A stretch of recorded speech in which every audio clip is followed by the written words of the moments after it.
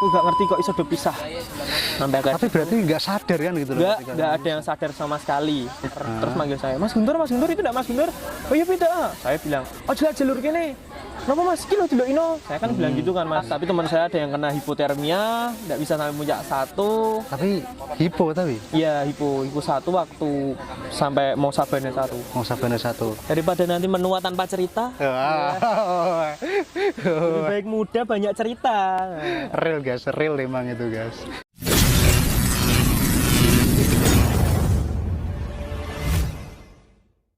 Nah waktu itu saya tuh naik merbabu 4 orang. 4 orang. Ya dari awal pendakian ya sebenarnya biasa-biasa aja sih. Cuman teman saya satu itu kelihatannya masih gak enak badan. Oh nggak enak badan. Iya, situ 4 orang. Nah, sebenarnya itu misinya tuh nggak terlalu kayak misalnya saya dapat apa gitu ya di pos 1, terus nanti pos 2 kena lagi, pos 3 kena lagi, enggak. Ini benar-benar kejadian tuh waktu di pos 2 menuju pos 3. Pos 2 menuju pos 3 via Selo Gance. Selo Gance. Iya. Waktu itu hari Jumat. Jumat lagi itu. Jumat ya. Kok suka hari Jumat itu loh? Karena saya lebih ke arah mikir Jumat hari berkah. Iya. Oh iya gitu. iya. Bisa Jumat juga sih. Ya, bener. Jadi pulangnya Sabtu, minggunya istirahat. Istirahat. Gitu. Nah, waktu itu berangkat dari base camp ke pertama kali ke gerbang pendakian itu udah menjelang maghrib gitu sih Mas. Maghrib udah mulai sepi, udah mulai benar-benar gelap gitu kan Mas. Tapi sebelum melakukan ke Merbabu tadi perjalanannya gimana? Nggak ada kejanggalan? Udah ada gejala sama sekali, alhamdulillah lancar aja. Lancar ya. Setelah itu nge-trek.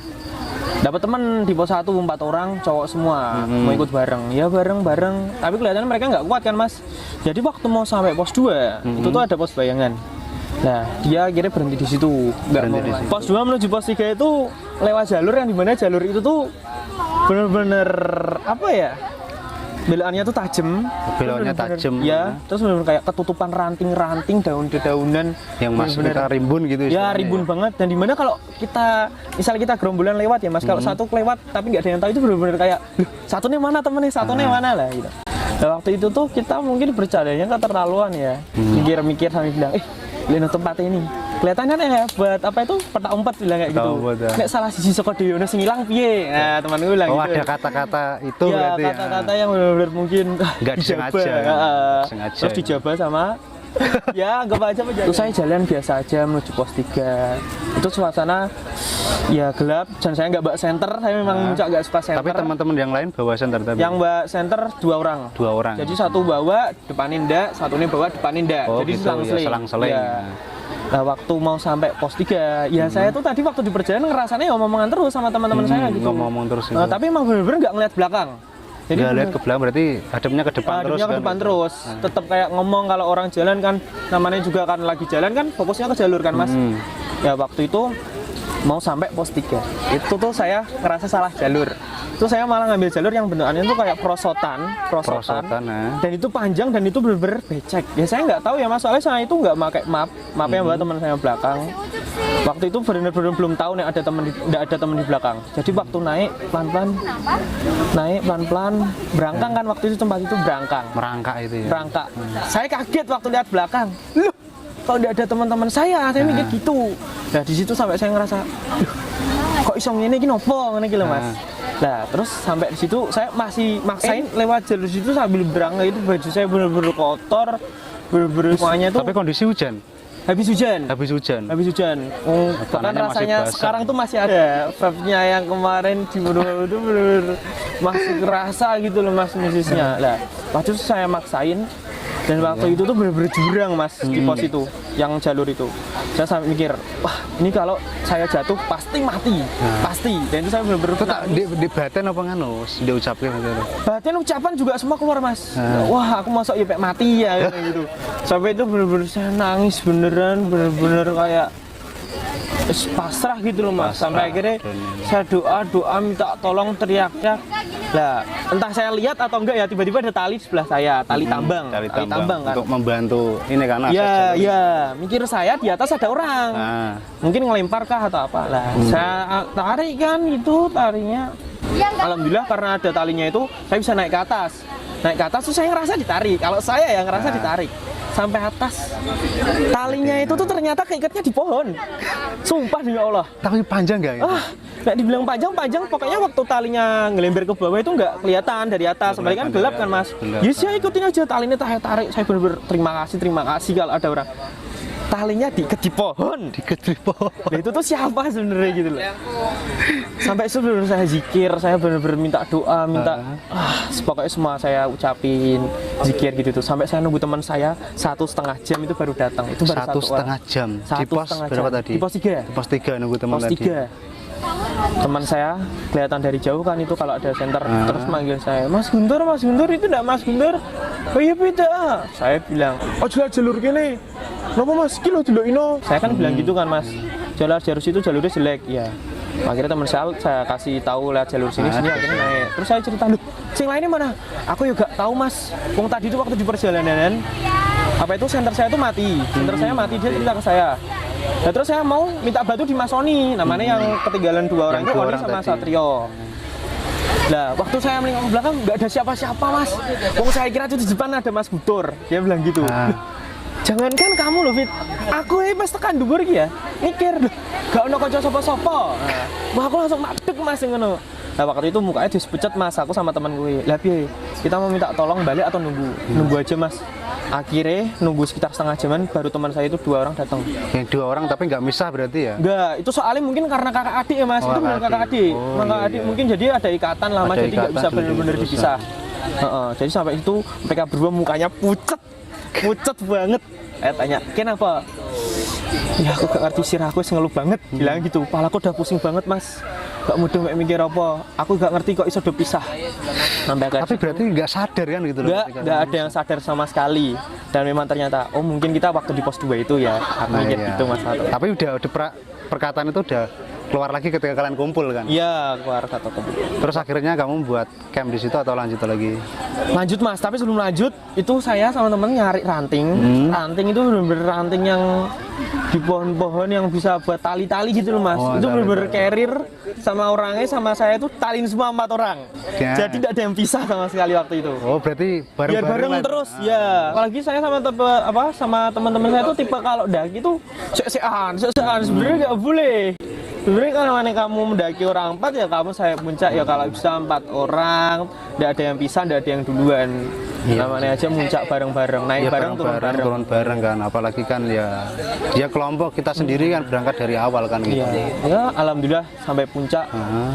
Ya bisa, tapi teman saya ada yang kena hipotermia, tidak bisa sampai puncak 1. Tapi hipo tapi? Iya hipo 1 waktu sampai mau Sabane 1. Mau Sabane 1. Iya. Tapi pas ketika kamu berhenti untuk camp tadi ya, itu karena faktor temanmu tadi yang emang enggak? Iya benar, emang karena teman saya udah benar-benar gak kuat. Emang karena teman saya itu udah kena hipo, jadi saya nggak mau maksain. Emang target ngecampnya ya di Sabane 2 tetap Mas, biar jadi kita summit nggak begitu lama. Nggak begitu lama kan, tinggal sebentar lagi. Iya. Akhirnya kamu hipo, tapi ada orang yang nolong nggak atau? Ada Mas, itu saya benar-benar minta tolong. Teman saya benar-benar kayak orang mau meninggoy. Udah bingung juga tuh Mas, saya nggak bawa apa-apa dan teman saya baru ngerasain kayak gitu juga pertama kali. Iya, terus alhamdulillah kan di situ kan banyak orang ngecamp. Ada yang bawa aluminium foil. Jadi teman saya benar-benar badannya kayak dikasih lontong gitu Mas, jadi di lontong gitu kan. Kasih sleeping bag sampai 3 sampai kasih selimut. Tapi alhamdulillah pas tengah malaman gitu dia udah biasa, udah semangat. Udah agak sadar gitu ya. Bilang, "Badan kok sesek." Kena hipo bos, aku bilang gitu tau Mas. Terus akhirnya pagi nih terus lanjut. Alhamdulillah langsung biasa. Jadi temanku tuh tipe yang gampang kena gampang sembuh. Gampang kena tadi kedinginan hipo, gitu ya? Gampang kena hipo. Tapi abar ya bareng. Cepetnya gitu. Saya waktu pulang wis carrier tak bawa ya sosokan udah. Kayak gak ngerti videomu iki lho Ino. Tak video ya aku. Tapi kadang itu emang kalau orang kena hipo itu dia kadang kan nggak sadar kan. Bener. Jadi dia ngerasa kedinginan, kadang ngucapin sesuatu hal yang mungkin aneh atau apapun gitu, dia nggak sadar itu. Terus akhirnya kamu langsung balik ke base camp tapi nggak ada halangan apa-apa. Tapi benar-benar jaga omongan sih Mas mungkin ya. Iya sih, karena udah kejadian yang kayak gitu. Tapi emang gimana ya? Kadang itu pas ketika kita mengalami kejadian langsung pada saat itu kadang kita kan merasa khawatir dan takut kan gitu loh. Apalagi kan baru pertama kali. Tapi ketika nanti udah selang beberapa waktu, selang beberapa minggu, jadi kayak lebih apa ya? Lucu aja gitu loh. Lucu. Kok bisa kita hilang gitu loh. Saya mikirnya tuh kita ini nggak ada niatan kayak rak mungkin hilang, ternyata hilang tenan. Itu yang jadi masalah emang itu Mas. Iya sih. Ya mungkin ya tadi sih ada perkataan juga yang kurang harus dijaga kan. Menjaga juga. Jadi bukan hanya kelengkapan barang kita saat mendaki, tapi juga etika dan sopan santun kita gitu. Kadang ucapan itu kan sebagai doa. Ya, ucapan adalah doa benar-benar. Benar sih. Nah, tapi ini kalau menurut kamu sendiri ini sekarang ini kan banyak orang-orang dan pendaki-pendaki yang ya entah itu pendaki atau enggak sih ya, istilahnya dia suka menikmati alam tapi enggak memiliki waktu dan mungkin finansial yang lebih kan gitu untuk melakukan hal tersebut. Nah, jadi kadang itu teman-teman suka nitip salam gitu. Entah itu sama nitip salam pakai tulisan pakai apa gitu, suruh nyalamin ini pakai HP, pakai kertas gitu. Menurut kamu gimana? Kalau menurut saya itu sebenarnya agak gimana ya Mas? Saya nggak suka sih sebenarnya kalau kayak gitu. Karena lebih baik kamu datang nikmati sendiri biar kamu bisa ngerasain. Percuma saya ngasih salam tapi nggak bisa ngasih perasaan waktu kamu di sini. Iya sih. Gitu. Yang mahal itu kan emang rasanya tadi yang. Iya. Ya tapi mungkin kalau misalkan satu kali dua kali ya nggak masalah. Tapi kalau misalkan terusan kan ya, mending uang. Ada biaya ongkirnya gitu kan itu loh. Jadi seperti itu ya. Terus ini kalau pendapatmu juga ini ketika hitungannya kan sekarang mendaki itu kan kayak apa sih, lebih ke fashion kan artinya gitu loh. Jadi bukan mendalami terus barang yang dibawa dia emang lengkap enggak, safety enggak gitu loh. Kadang teman-teman kamu enggak memperhatikan itu. Nah, menurut kamu pendaki yang sekarang tuh gimana sih? Kalau menurut saya pendaki yang sekarang tuh banyaknya tuh lebih ke arah aku pengen muncak, tapi dia benar-benar nggak mendalami gitu. Nggak mendalami gitu. Dia tuh belum tahu etika muncak kayak gimana, treknya kayak gimana, perjuangannya gimana, mereka nggak tahu. Kadang itu banyak juga yang nggak istilahnya nggak izin sama orang tuanya, entah itu mungkin orang tuanya nggak ngizinin tapi dia asal. Nah itu Mas. Resikonya kalau di dia sendiri nggak apa-apa, ke teman-temannya dikira temennya hilang, temennya meninggal, kita nggak merasa bersalah. Iya. Kita kepikiran setengah mati Mas teman. Sekarang itu kan banyak banget ya kayak insiden-insiden yang seperti itu kan. Iya. Banyak banget yang mungkin temannya ada orang yang misalkan ya sakit atau hipo terus kenapa itu ditinggal kan. Iya, yang kemarin tuh yang di gunung mana ya saya lupa. Meninggal mah temannya ditinggal, ditutupin sama jaket aja. Itu kan mending kamu nggak usah ngajak muncak temanmu nek caramu kayak gitu. Iya sih. Iya emang bedanya yang sekarang ini ya seperti itu kan gitu. Cuman buat eksis-eksisan aja. Terus upload di sosial media. Aku udah pernah sampai selamat, udah pernah sampai merbabu. Tapi temanmu tuh meninggal. Gak mikir sampai situ kan mereka Mas. Tapi emang kalau yang dilihat dari datanya yang saat ini gitu kan banyak yang sering terjadi kayak gitu kan kebanyakan emang kurang mendalami dalam dunia itu, terus etikanya kurang bawa perlengkapan yang safety kan gitu. Nah tapi menurutmu ini tadi kan kamu udah melakukan kemana-mana lah istilahnya kan, traveling, melakukan pendakian kayak gitu, yang membuat kamu untuk antusias dan termotivasi kembali lagi ke gunung apa sih? Saya tuh orangnya suka mencoba hal baru Mas. Mencoba hal baru? Iya, jadi kalau ada gunung yang baru atau gunung yang belum pernah saya naiki, jadi saya benar-benar antusias, benar-benar aku harus nyoba, aku harus insya Allah sampai puncak, dan tujuan utamanya tetap pulang selamat. Pulang dengan selamat. Kalau kata teman saya itu mamus lah katanya, mangkat mulai selamat. Mantap kata-katanya. Karena tujuan kita yang sebenarnya itu emang kembali ke rumah kan. Iya Mas. kembali ke rumah, bertemu keluarga gitu kan, setelah kita melewati beberapa hal gitu. Benar. Tapi ya menurut kamu pendakian terkesan di mana? Pendakian terkesan saya di Sumbing. Sumbing gimana itu? Bisa sedikit kan nggak diceritakan nggak itu? Sumbing waktu itu saya naik benar-benar sama teman-teman saya, udah lama banget gak muncak sama teman saya, akhirnya pada bisa ngumpul kan itu kan Mas. Itu mungkin apa karena habis patah hati juga ya. Benar-benar Pelampiasan, pelarian gitu ya? ya pelampiasan sih Mas, pelarian sih, gunung sebagai pelarian buat ngobati rasa kesal gitu. Nah, kenapa saya bisa bilang itu berkesan? Di situ saya dapat teman baru, dapat kenalan. Coba kenalan. Dapat kenalannya alhamdulillah sekarang ya deket gitu Mas. Kemarin juga habis muncak bareng kan Mas. Jadi itu saya kayak itu kenalan cewek atau cowok? Cowok cewek tapi yang deket cewek tau Mas. Cewek gitu. Kalau cowok ya nggak usah Mas skip. Skip. Di Sumbing berarti itu. Iya, di Sumbing saya kenalan, lelehnya juga sama-sama orang Semarang. Orang Semarang. Lagi biasanya orang Jogja, orang Makassar pernah Mas ketemu, tapi mau sekedar kenal situ tok, besok udah enggak.